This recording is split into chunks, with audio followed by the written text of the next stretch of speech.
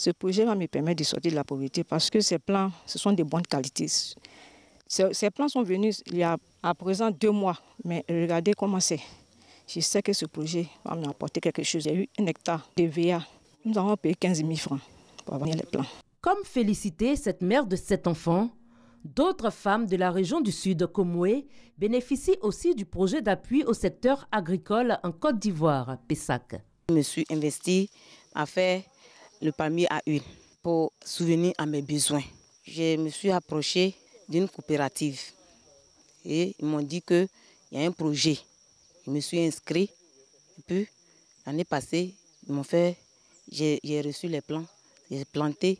J'ai payé la moitié, 180 000 pour 2 hectares. La culture de palmier à huile, ça nourrit son homme. Par mois, je peux récolter au moins 2 fois. Ce projet d'appui est un projet de développement agricole. L'une de ses priorités dans la sélection est la gente féminine. Nous faisons la promotion des jeunes et des femmes que nous voulons voir, eux aussi, avoir de l'espoir pour l'avenir en développant des activités. De façon précise, on les aide à être pépiniéristes, à produire des plants et à profiter de l'ensemble de l'opportunité qu'offre le PESAC. 5 filières agricoles sont concernées par le projet. Le cacao, les VA, le palmier à huile, le coton et l'anacarde. À travers les actions que nous menons, dans 2 ans, 3 ans, on va trouver sur le terrain les bénéficiaires qui ont pu, avec des plants de VA, des parcelles de palmiers, augmenter leurs revenus, qui sont autonomes, qui arrivent à se prendre en charge. C'est l'objectif du projet. Les petits planteurs et les jeunes coopératives en sont les bénéficiaires. Ma spécialité, c'est de produire du matériel végétal. Et avec leur appui, le projet finance jusqu'à 18 millions.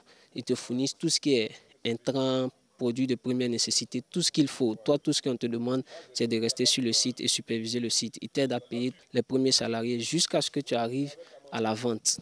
Une fois que tu finis ta première vente, on te laisse responsable. Mais c'est un prêt qui est remboursable sur 3 ans.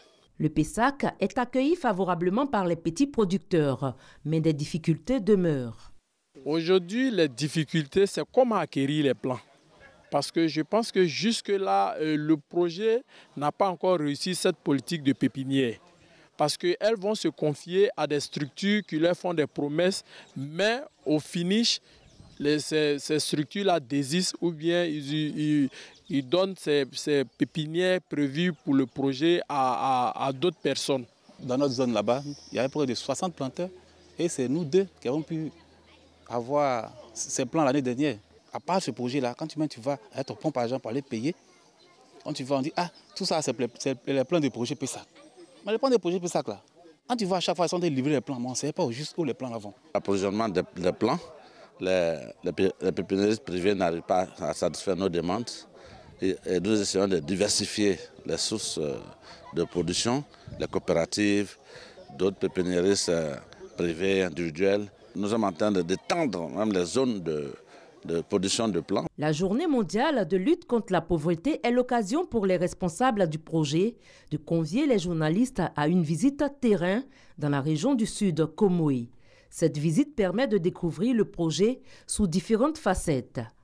En plus des appuis aux petits planteurs, les routes de desserte sont reprofilées pour faciliter l'évacuation des produits vers les marchés.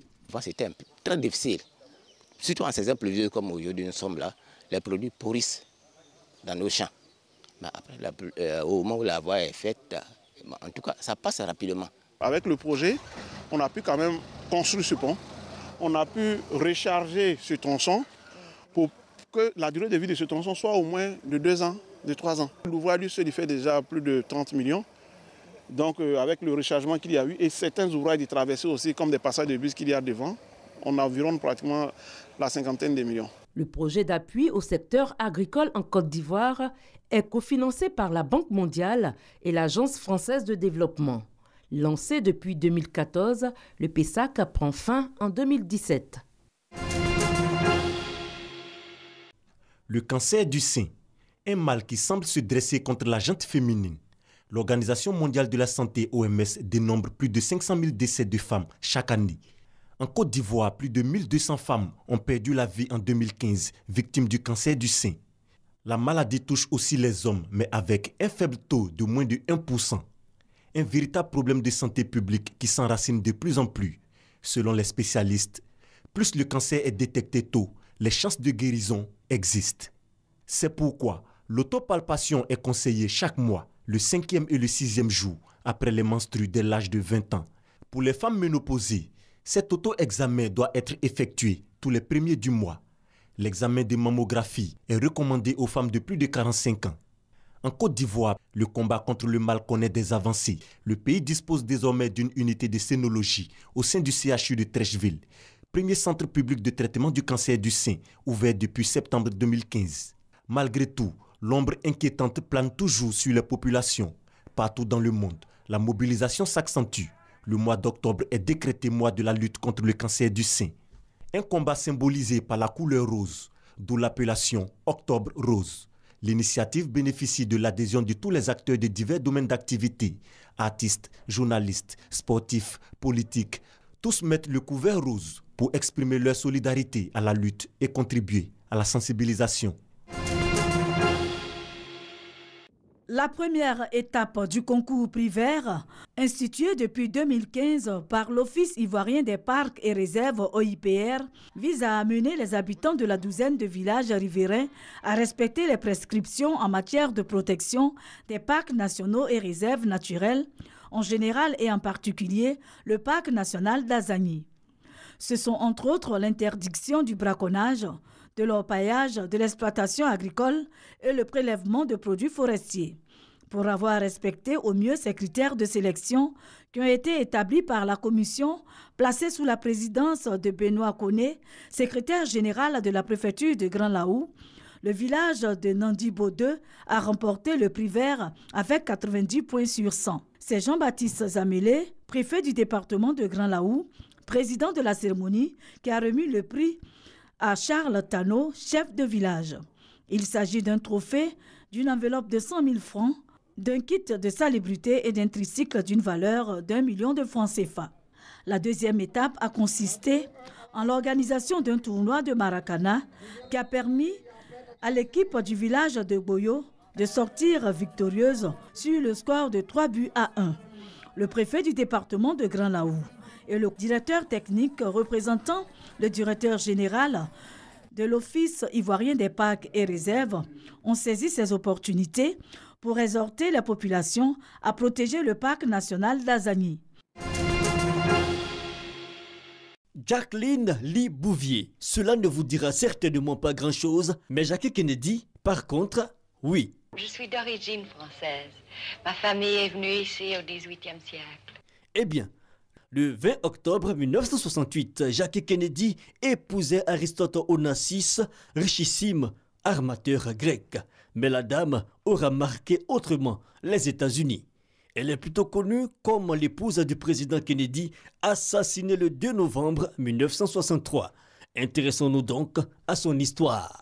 Jacqueline Kennedy est née le 28 juillet 1929 à Southampton, aux États-Unis. Fille de famille bourgeoise, elle reçoit une éducation exemplaire.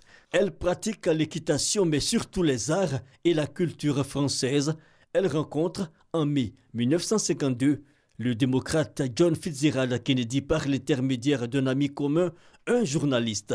Ils se marient le 12 septembre 1953. En 1957 naît leur premier enfant, Caroline Bouvier Kennedy, puis en 1960 John Fitzgerald Kennedy Jr.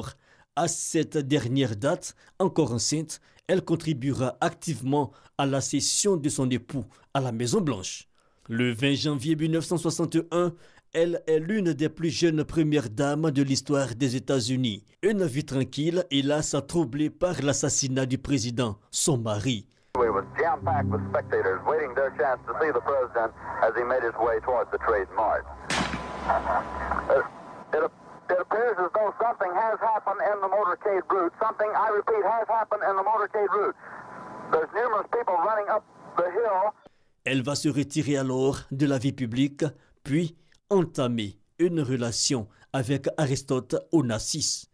Jacqueline Kennedy Onassis, après la mort de son second mari, restera la concubine d'un troisième, le Belge Maurice Tempelsman, jusqu'à sa mort le 19 mai 1994.